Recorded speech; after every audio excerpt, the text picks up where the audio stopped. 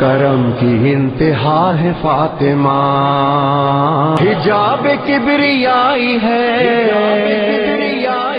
حجاب کبریائی ہے، کسی کی کب رسائی ہے کہ پردہ خدا ہے فاطمہ، کرم کی انتہا ہے۔ اعوذ باللہ من الشیطان اللعین الرجیم، بسم اللہ الرحمن الرحیم، وما ارسلناک الا رحمتا للعالمین۔ حضرات، میں نے قرآن کریم کے جن مختصر سے الفاظ کو اس تقریر کے سلسلے میں سرنامہ قرار دیا، اس میں پروردگار عالم رسالت میں آپ کے لیے ارشاد فرما رہا ہے کہ ہم نے رسول کو نہیں بھیجا مگر یہ کہ عالمین کے لیے رحمت بنا کر، یعنی رسالت مآب صلی اللہ علیہ وآلہ وسلم عالمین کے لیے رحمت بن کر آئے ہیں۔ اور دنیا یہ سمجھ رہی تھی کہ رسول کلمہ پڑھوانے کے لیے آئے ہیں، رسول مسلمان بنانے کے لیے آئے ہیں، رسول نماز پڑھوانے کے لیے آئے ہیں، رسول روزہ رکھوانے کے لیے آئے ہیں، لیکن خالق کائنات قرآن کریم میں کہہ رہا ہے کہ ہم نے رسول کو رحمت بنا کر بھیجا، یعنی یہ رحمت بن کر آئے ہیں، یہ رحمت بن کر آئے ہیں۔ اور جب رحمت بن کر آئے ہیں تو اب اس رحمت کی کیا تشریح کی جائے؟ مجھے اس رسول کی اس طرف نہیں جانا ہے، بلکہ مجھے یہاں سے اس دوسری منزل کی طرف جانا ہے کہ جن کی ولادت کی تاریخ 20 جمادی الثانی 5 بعثت ہے، یعنی دختر رسول شہزادی کونین حضرت فاطمہ الزہرا سلام اللہ علیہا، کیونکہ جناب فاطمہ زہرا سلام اللہ علیہا کی جو ولادت ہے وہ 20 جمادی الثانی ہے۔ بہت مبارک تاریخ ہے، یہ محترم تاریخ ہے، اور اس لیے میں نے کہا کہ چونکہ رسول تمام عالمین کے لیے رحمت بن کے آئے ہیں، اور شہزادی دو عالم جو ہیں یہ رسول کے گھر میں رحمت بن کر آ رہی ہیں۔ کیسے رحمت بن کے آ رہی ہیں؟ چونکہ بیٹا اگر پروردگار کسی کو عطا کرتا ہے تو وہ نعمت ہوتا ہے، اور اگر بیٹی عطا کی جاتی ہے تو وہ رحمت ہوتی ہے۔ یعنی اگر نعمت عطا کی جائے گی تو اس سلسلے میں سوال و جواب، نعمت کا سلب کرنا، نعمت کا دینا، لیکن جب رحمت عطا کی جائے گی تو اس کی ایک الگ شان ہے۔ تو یہ جملہ سب سے مناسب ہوگا کہ کائنات کے لیے رسول رحمت بن کے آئے، اور رسول کے لیے شہزادی دو عالم فاطمہ زہرا سلام اللہ علیہ رحمت بن کے آئیں۔ بی بی کے فضائل کو بیان کیا جائے، بی بی کی ان مناقب کو بیان کیا جائے، بس اتنا سمجھ لیجئے کہ شہزادی دو عالم ولادت کے بعد کس انداز سے اپنی زندگی بسر کر رہی ہیں۔ اور آج میں یہ سمجھتا ہوں کہ اسلام کے ماننے والے مسلمان جتنے بھی ہیں، جو اپنے کو مسلمان کہتا ہے اور دائرہ اسلام میں آیا ہوا ہے، اس کو چاہیے یہ کہ وہ رسول کی اس اکلوتی بیٹی ان کی سیرت کو اپنا لے، کیونکہ یہ نظام الہی ہے۔ پروردگار عالم نے ایک ایسا نظام بنایا کہ جس میں ایک خاتون کو بھیجا، اس طریقے سے رحمت للعالمین کے گھر میں رحمت بن کے آئی ہیں، اور ان کے کردار کو آنے والی نسلوں کے لیے نمونہ بنا دیا کہ خواتین آتی رہیں اور شہزادی کی سیرت سے درس حاصل کر کے اپنی زندگی کو سنوارتی چلی جائیں۔ آپ دیکھیے کہ بی بی نے کیا پیغام دیا ہے، کیا میسج دیا ہے۔ میں اس طرف نہیں جانا چاہ رہا ہوں کہ جیسے کہ بعض لوگ اس بات کے اوپر اصرار کرتے ہیں کہ رسول کی اور بھی بیٹیاں تھیں، اکلوتی شہزادی نہیں تھیں، لیکن وہ صریح طور کے اوپر غلط بات ہے۔ شہزادی رسول کی صرف اکلوتی بیٹی شہزادی تھی، جناب سید اسلام اللہ، جو خاتون جنت ہیں۔ وہ اکلوتی بیٹی تھی، اور اس کا سب سے بڑا ثبوت یہ ہے کہ بعد وفات رسول اگر اور کوئی بیٹی ہوتی تو وہ اپنے حق کے لیے صدائے احتجاج بلند کرتی، لہذا اگر کسی نے حق کے لیے صدائے احتجاج بلند کی تو وہ صرف شہزادی دو عالم حضرت فاطمہ زہرا سلام اللہ علیہ، انہوں نے صدائے احتجاج بلند کیا ہے۔ لہذا یہ بات مکمل طور سے درست ہے اور صحیح ہے کہ شہزادی اکلوتی بیٹی تھی رسول کی، اور شہزادی کو رسول نے کہا کہ یہ میرا ٹکڑا ہیں، یہ میرا ٹکڑا ہیں۔ رسول کیا ہیں؟ رسول ہیں، رسول ہیں، اور یہ رسالت کا ٹکڑا ہیں۔ میں ایک منزل کی طرف سے اور ایک شہزادی کے فضائل کی طرف آپ حضرات کے اذہان کو متوجہ کرنا چاہتا ہوں۔ آپ دیکھیں حضرت علی اور شہزادی دو عالم، ان دونوں میں کون افضل تھا؟ کوئی بھی کلمہ پڑھنے والا، رسول کی نبوت کا اقرار کرنے والا نہیں بیان کر سکتا کہ کون افضل تھا۔ دونوں فضائل کی منزل میں برابر تھے، دونوں تمام منزلوں میں برابر تھے۔ تو پھر میرا یہ سوال ہے کہ تمام کتابوں میں باقاعدہ طور کے اوپر یہ لکھا ہے کہ جب بھی رسول شہزادی اپنی بیٹی کو آتا ہوا دیکھتے تھے تو خود کھڑے ہو جاتے تھے اور اپنی جگہ بیٹی کو بٹھاتے تھے، لیکن کسی بھی کتاب میں یہ نہیں ملتا ہے کہ کبھی ایسا ہوا ہو کہ حضرت امیر المومنین علی ابن ابی طالب کو بھی آتا ہوا دیکھا رسول نے اور رسول اٹھ گئے ہوں اور ان کو اپنی جگہ بٹھایا۔ کوئی بھی کتاب ہو، چاہے بخاری ہو، چاہے مسلم ہو، چاہے دوسری اور کتابیں ہوں، ہر ایک میں یہ ملتا ہے کہ رسول فاطمہ زہرا سلام اللہ علیہ کی تعظیم فرماتے تھے۔ اب مسلمان ہم کو بتائیں کہ جب دونوں برابر تھے فضائل کی منزل میں، جب دونوں برابر تھے مناقب کی منزل میں، تو شہزادی بیٹی کی تعظیم کرتے تھے اور جو بھائی تھے ان کی تعظیم نہیں کرتے تھے۔ یا بھائی سے ہٹ کے میں ایک اور رشتے کی بات کروں کہ داماد، جبکہ ہم اپنے دنیاوی ماحول میں اس بات کو دیکھتے ہیں کہ داماد کی تعظیم کی جاتی ہے، تو اگر اس عنوان سے آپ دیکھیں تو رسول کو مولا کائنات امیر المومنین کی تعظیم کرنا چاہیے تھی، لیکن کبھی بھی کسی بھی کتاب میں نہیں ملتا کہ رسالت مآب صلی اللہ علیہ وسلم اپنے بھائی حضرت علی علیہ السلام کی تعظیم کرتے تھے، بلکہ شہزادی دو عالم فاطمہ زہرا سلام اللہ علیہ کی برابر متواتر ملتا ہے کہ ان کی تعظیم کرتے تھے۔ کیا سبب ہے؟ کون اس کو واضح کر سکتا ہے؟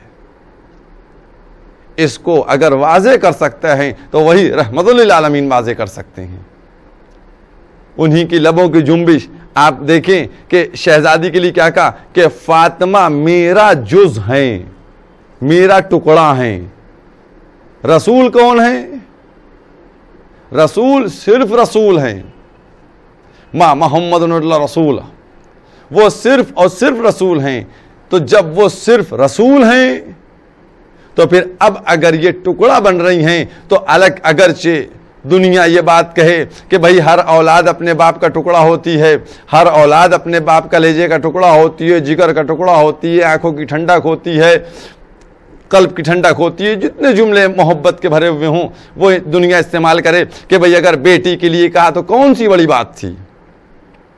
بیٹی باپ کے لیے سکون ہوتی ہے، قلب کا سکون ہے، راحت دل ہے، جان ہے، عزیز ہے۔ لیکن یاد رکھیے گا شاید یہی سبب تھا کہ پروردگار عالم نے قرآن کریم میں رسول کے لیے آواز دی کہ ما محمد نہیں ہیں الا الرسول، صرف رسول ہیں، یعنی ما محمد کہہ کر اس بات کی طرف اشارہ کروایا گیا کہ یاد رکھو یہ جو محمد تمہیں ہیں، جو تمہیں چلتے پھرتے محمد دکھائی دیتے ہیں، جن کو تم سمجھتی ہو کہ یہ شہزادی کے بابا ہیں، تم سمجھتے ہو کہ یہ حسنین کے نانا ہیں، جن کو تم سمجھتے ہو کہ یہ علی کے بھائی ہیں یا خسر ہیں، جن کو تم ان رشتوں سے سمجھتے ہو، میں ان سارے رشتوں کو ختم کروا کر ایک اللہ کے ذریعے سے ایک رشتے کو پہچانوانا چاہتا ہوں کہ محمد نہیں ہے، صرف اور صرف اللہ کے رسول ہیں۔ یعنی اب اگر رسول اگر تعظیم کریں گے رسالت مآب تو یہ محمد تعظیم نہیں کریں گے بلکہ رسول فاطمہ کی تعظیم کرے گا۔ اب یہ باپ تعظیم نہیں کر رہا ہے بلکہ رسول تعظیم کر رہا ہے۔ بس اصل مقصد یہی ہے ان دونوں میں، جیسا میں نے ابھی آپ سے کہا، کیا سبب تھا کہ مولا کائنات کی تعظیم نہیں اور شہزادی دو عالم کی تعظیم؟ کیا علت ہے، کیا سبب ہے؟ غور کرنا چاہیے، فکر کرنا چاہیے۔ اس بات کی طرف ہمیں نہیں جانا چاہیے کہ بس وہ رسول جانے، اللہ جانے، ہم کو نہیں، ہمیں جو عقل دی گئی ہے ہم اس میں جا کر دیکھیں، اس عقل کا استعمال کریں اور جا کر غور کر کے دیکھیں کہ آخر کیا تو کیوں فعل انجام دیا، کیوں ایسا کیا۔ اس کی صرف ایک وجہ ہے کہ مولا کائنات کے لیے جب بھی رسالت مآب نے ارشاد فرمایا، چاہے دعوت ذوالعشیرہ کو لے لیجئے آپ، کہ اگر اس وقت بھی کہا تو کیا کہا کہ کون ہے جو میری نصرت کرے، میری مدد کرے، میرا ہاتھ بٹائے، میری مدد کرتا رہے اس کام میں، اور میرے بعد کیا کہا؟ میرے بعد میرا جانشین، میرا وزیر، میرا خلیفہ بنے۔ کیا مطلب ہوا؟ اس کا مطلب یہ ہوا کہ رسول اپنی زندگی میں جب بھی مولا کائنات کے لیے کوئی بات فرماتے ہیں تو وہ کیا فرماتے ہیں کہ میرے بعد یہ میرا جانشین ہوگا، میرے بعد یہ خلیفہ ہوگا، میرے بعد یہ میرا وصی ہے، میری بعد آئے گا۔ تو مولا کائنات کو جو بھی منصب دیا جا رہا ہے وہ رسول کی حیات کے بعد مل رہا ہے، رسول کے بعد منصب مل رہا ہے، لیکن شہزادی دو عالم کو جو منصب مل رہا ہے، فاطمہ منی کہہ کر جو جملہ کہا جا رہا ہے، اس کا کیا مطلب ہوا؟ اس کا مطلب یہ کہ فاطمہ جو ہیں، شہزادی دو عالم جو ہیں، یہ محمد کا ٹکڑا نہیں ہیں، یہ اپنے باپ کا ٹکڑا نہیں ہیں، بلکہ یہ رسالت کا ٹکڑا ہیں۔ تو رسول بتلانا چاہتے ہیں کہ جب بھی جز رسالت آتی تھی کل رسالت اس کی تعظیم کرتی تھی۔ تو ایک رسول کا بڑا ٹکڑا، ایک رسول کے کل رسالت، جز رسالت کی تعظیم کر رہا۔ شہزادی کو جو منصب ملا تھا وہ حیات رسول میں ملا تھا، اس لیے ان کی تعظیم ہو رہی تھی۔ مولا کو جو منصب ملے ہیں وہ بعد رسول ملے ہیں۔ یہ عظمت ہے شہزادی دو عالم کی۔ اللہ اکبر، عظمت شہزادی دو عالم، کیا مرتبہ شہزادی کا بیان کیا جا سکے۔ آپ غور کر کے دیکھیے کہ جس وقت لوگ رسول کے اوپر رسول کو تانا دے رہے تھے کہ ان کے کوئی اولاد نہیں ہے، اس وقت پروردگار عالم نے کہا تھا ہم نے کوثر عطا کیا۔ یعنی کیا مطلب ہے؟ ایک بیٹی عطا کی پروردگار عالم نے، ایک بیٹی، لیکن وہ بیٹی ایسی تھی کہ جس کے نسل سے امامت کا سلسلہ چلا اور آج تک اس کی نسل باقی ہے۔ یہ ہے عظمت، یہ ہے مرتبہ۔ آپ دیکھیے آج ہمارے جو خواتین ہیں ان کو چاہیے کہ اپنی شہزادی کی سیرت کو دیکھیں، جستجو کریں کہ میری شہزادی نے کیا فرمایا، میری شہزادی کی زندگی کیسے بسر ہو رہی تھی۔ آپ دیکھیے کہ ایک عورت جو ہے اس کی منزل کیا ہے۔ ایک عورت ابتدائی مرحلے میں وہ بیٹی بن کے آتی ہے، اس کے بعد وہ بیٹی جو ہے وہ بیٹی کسی کی شریک حیات بن جاتی ہے، اور پھر یہی شریک حیات ابتدا میں کیا ہے؟ بیٹی ہے۔ جب یہ بیٹی جوان ہوئی تو اب شریک حیات کسی کی بن گئی، اور جب یہ شریک حیات بن گئی کسی کی تو اب کچھ مدت بعد یہ بیٹی ماں بن گئی۔ کیا مطلب ہوا؟ اس کا مطلب ہوا کہ ایک عورت کے تین پہلو ہیں زندگی کے، بیٹی، شریک حیات اور ماں۔ اب شہزادی دو عالم کو دیکھیے کہ جب آپ بیٹی بن کے آئیں آغوش خدیجہ میں تو یہ آپ نے کردار پیش کیا کہ رسول وہ فرماتے ہیں گویا باپ کی ماں بن گئی. ایسی بیٹی، اللہ اکبر، کیا عظمت ہے. اور جب یہی بیٹی کسی کے گھر میں شریک حیات بن کے پہنچی تو شوہر کی تمنا رہی کہ کبھی تو کچھ مجھ سے فرمائش کی جائے. اور جب یہ شریک حیات ماں بن کے سامنے آئیں، اللہ اکبر، تو پھر ایسا کردار پیش کیا کہ اگرچہ آپ علیل تھیں، پہلو شکستہ ہو گیا تھا، ظالموں نے آپ پر ظلم ڈھائے، لیکن بچوں کی خدمت کرنے میں کوئی کمی نہیں. آج آپ دیکھیں، ہم اپنے گھروں میں دیکھیں، اس کی طرف متوجہ ہوں. حقیقت یہ ہے کہ خواتین یہ کہتی ہیں کہ ہم کنیز سیدہ ہیں، کنیز زہرا ہیں، کنیز فاطمہ ہیں. اگر کنیز ہیں تو شہزادی سے کچھ لیں. کنیز کا مطلب کیا ہوتا ہے؟ کنیز تو فضہ تھی. ایسا عمل انہوں نے پیش کیا. ان کو چاہیے کہ لیں کہ شہزادی نے کس طریقے سے اپنے کردار کو پیش کیا گیا. ایک شہزادی کی حیات کے چیپٹر بنے. شہزادی نے بیٹی تھی تو کس انداز سے، شہزادی شریک حیات تھی تو کیا انداز تھا، شہزادی ماں تھی تو کیا انداز تھا. آج جو ساری پریشانی ہمارے سامنے آتی ہیں وہ ایک مرحلہ سب سے زیادہ اہم ہے، اور وہ اہم کیا ہے؟ شوہر اور زوجہ کے درمیان کے اختلافات. کیا ہے صاحب؟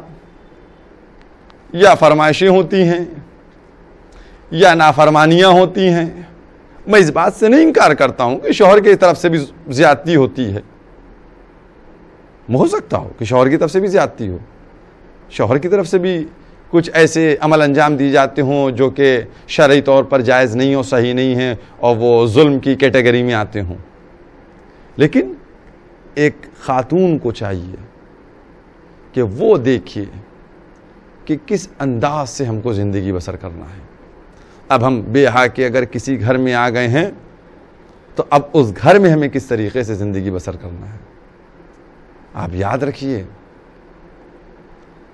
اس کے اوپر متوجہ ہمارے ناظرین، کہ ہم جس بی بی کی ماننے کی بات کرتے ہیں ان کی سیرت کو لے کر اپنے اندر لانے کی کوشش کریں، تب ہم یقینی طور پر ماننے والے بنیں گے.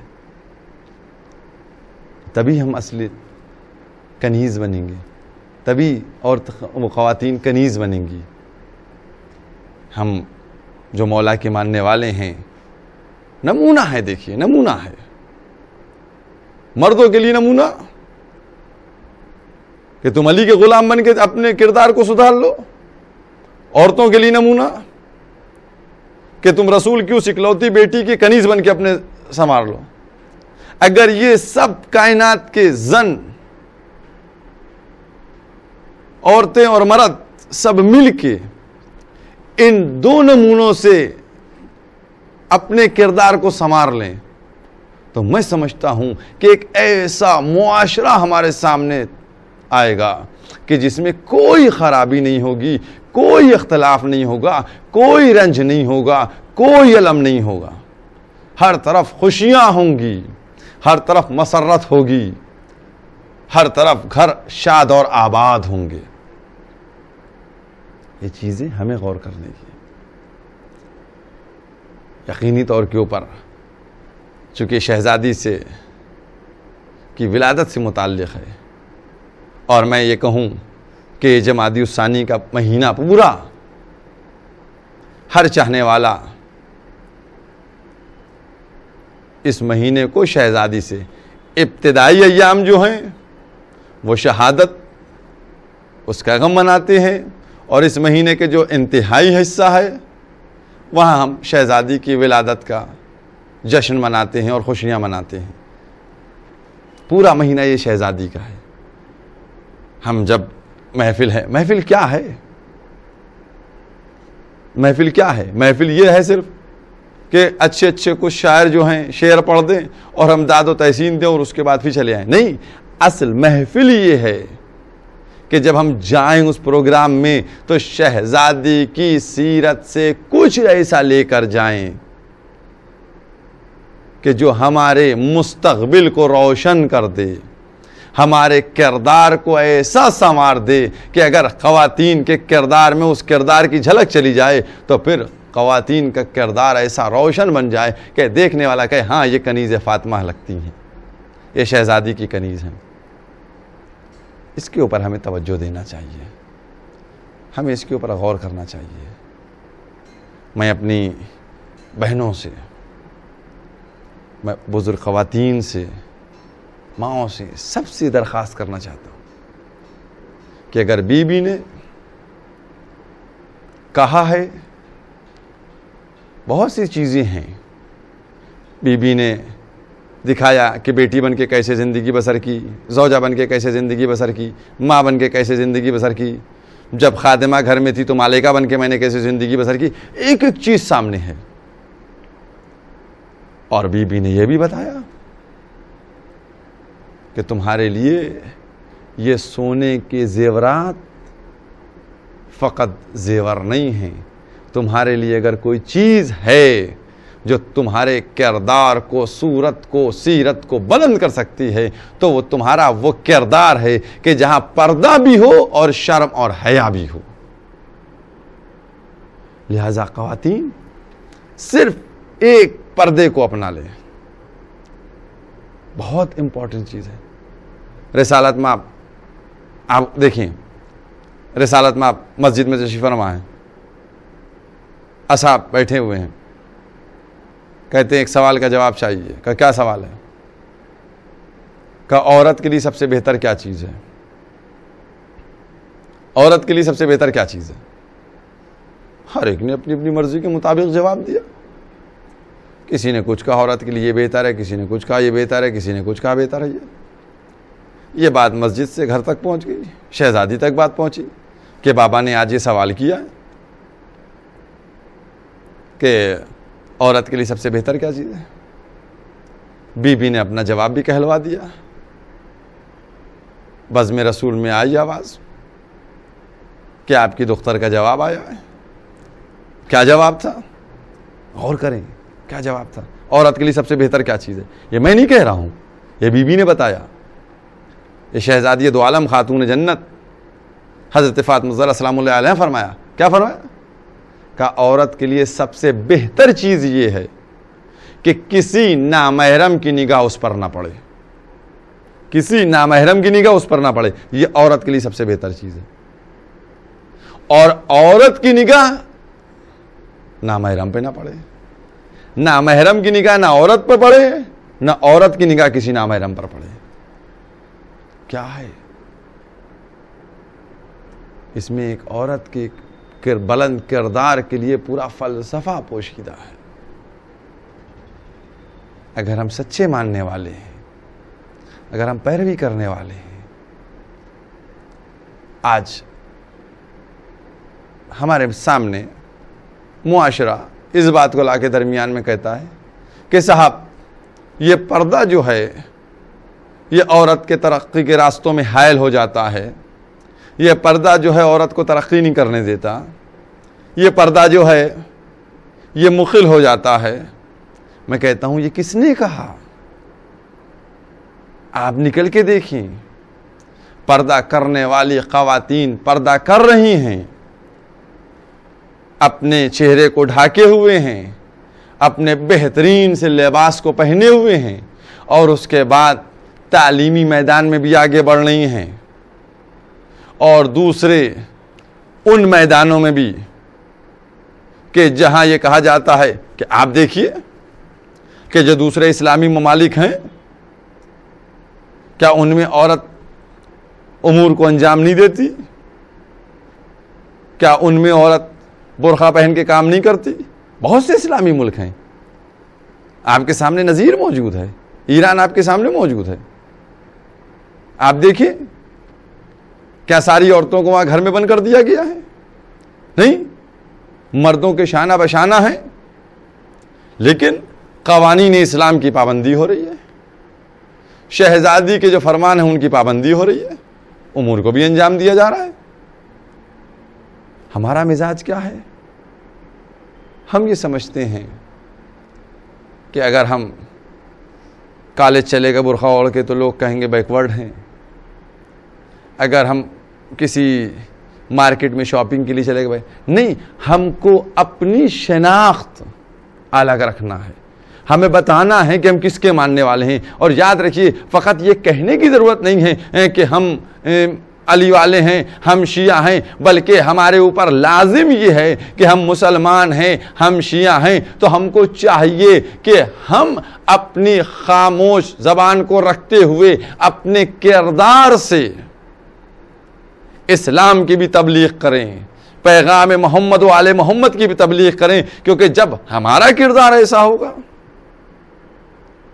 تو اس کے بعد لوگ متوجہ ہوں گے، لوگ نزدیک آئیں گے، بھئی کتنا اچھا دین ہے، کیا اچھی بات اس نے بتائی ہے، کیا اچھا طریقہ ہے، کیا اچھا اصول ہے۔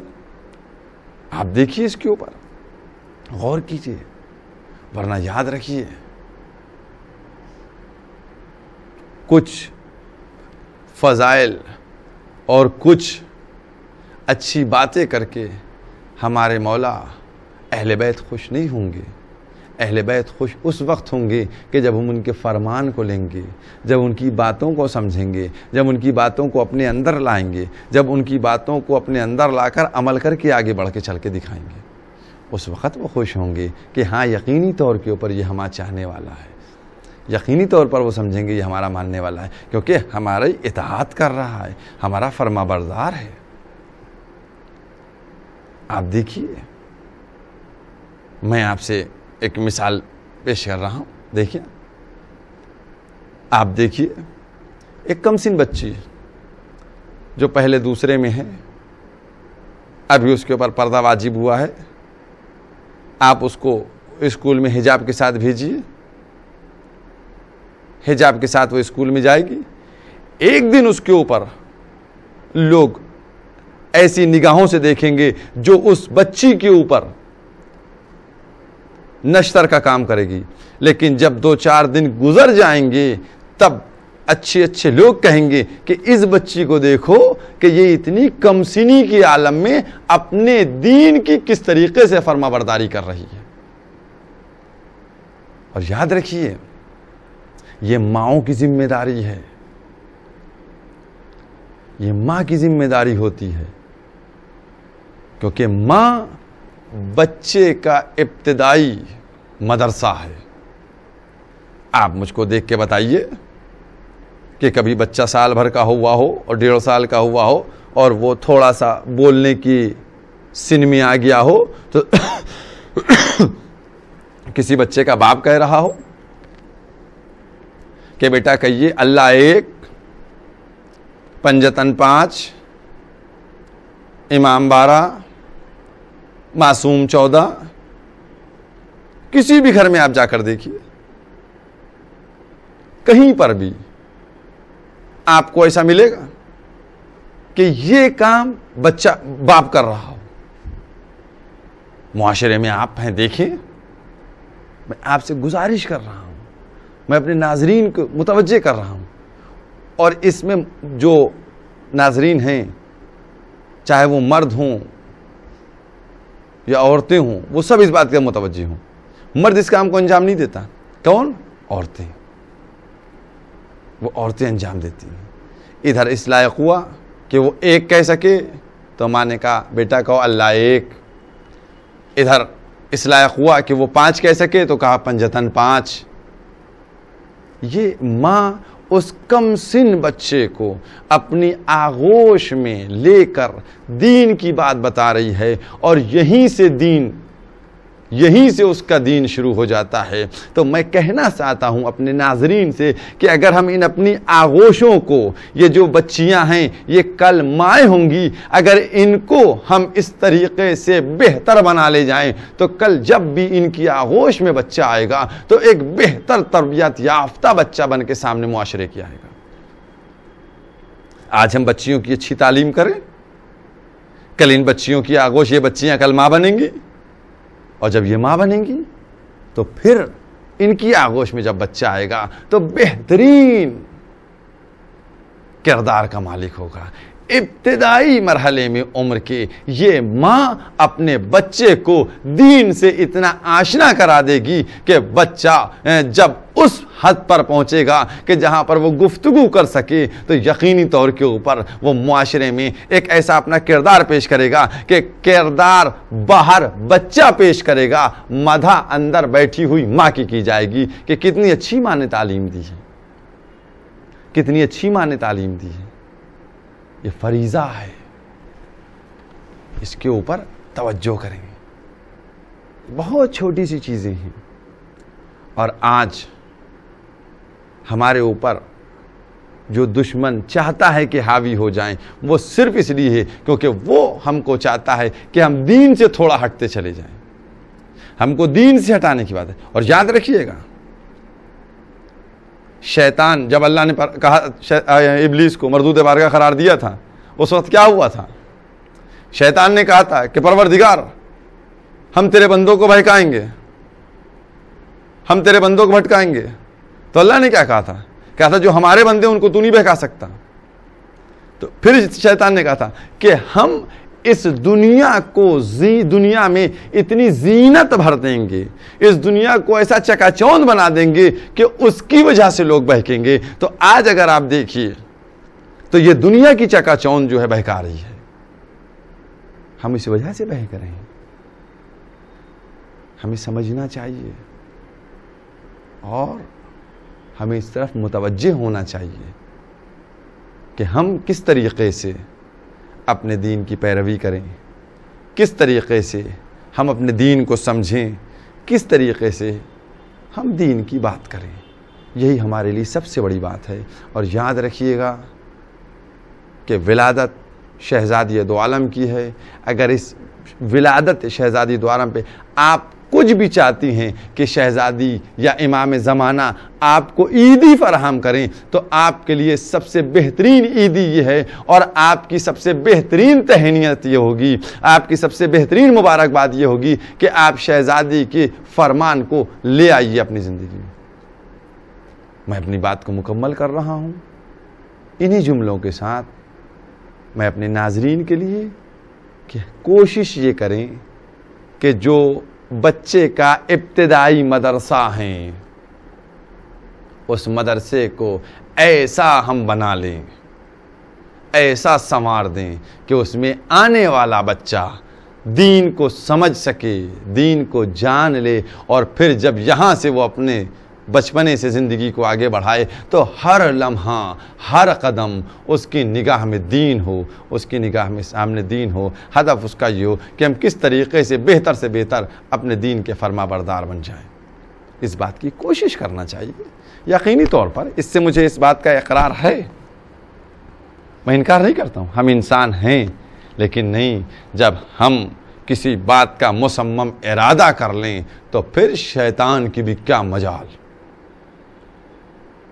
کہ وہ ہم کو بہکا سکے۔ ہمیں ارادے کی ضرورت ہے، پختہ ارادے کی ضرورت ہے، لہٰذا ہم شہزادی کی ولادت کی سب کو تہنیت پیش کریں، مبارکباد پیش کریں، اور امام زمانہ سے خدمت میں بی بی کی، ان کی جدہ کی ولادت کے موقع کے اوپر مبارکباد پیش کرتے ہوئے یہ دعا کریں کہ اے میرے مولا، آپ ہم کو اتنی توفیق عطا کر دیں کہ ہم اس دین پر چلنے والے صحیح بن جائیں، کیونکہ ہمارے امام نے بھی فرمایا، ہمارے بارے میں امام نے فرمایا کہ ہماری یہ جدہ جو ہے یہ ہمارے لیے نمونہ عمل ہے، لہذا ہم کو کوشش کرنا چاہیے۔ یہی ہماری آپ کے ساتھ ہے، بارگاہ الہی میں یہی دعا ہے ہماری کہ پروردگار ہمارے معاشرے میں، ہمارے دین میں جو اسلام کا کلمہ پڑھ رہے ہیں، جو دائرہ اسلام میں خواتین ہیں، ان کو اتنی توفیق عطا کر دے کہ وہ سب کے سب شہزادی کی سیرت کو اپنا کر اپنے کردار کو سنواریں، اور جو مرد ہیں ان کو اتنی توفیق عطا کر دے کہ وہ مولا کائنات کی تعلیم کو اپنے کردار میں لے آئیں تاکہ ہو۔ وآخر دعوانا الحمد کی انتہا ہے فاطمہ، حجاب کبریائی ہے، حجاب کبریائی ہے، کسی کی کب رسائی ہے کہ پردہ خدا ہے فاطمہ۔